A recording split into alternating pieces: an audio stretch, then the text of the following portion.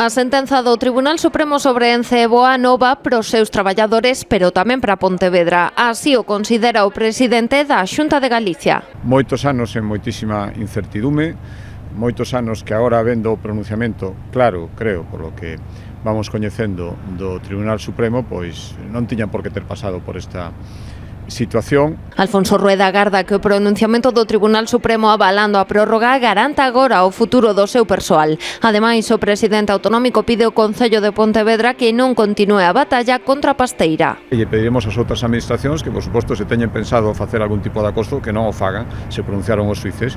Esta xente vive en Pontevedra, crea riqueza en Pontevedra, fai gasto en Pontevedra e supoño que terá dereito, despois destes anos, insisto, un pouco de tranquilidade e de paz, con independencia do que queira facer o Concello, pero creo que despois do de onte, debería entender que as cousas teñen un principio e un fin. En canto ao Partido Socialista, Rueda agradeceu o que considera un cambio de postura. Por menos é de agradecer, ¿no? Respetar a sentencia e mirar cara adiante. Eso quere decir que entón entenden que ten que cesar efectivamente esa posta en dúbida constante que condicionaba tanto o futuro destes empregos. Por tanto, o Partido Socialista espero que o faga tamén aquí en Pontevedra. O presidente da Xunta tamén se referiu ao futuro de Ence e da súa relación coa cidade. Asegurou que agora reclamarán a pasteira que retome os compromisos suspendidos, entre eles o plan social.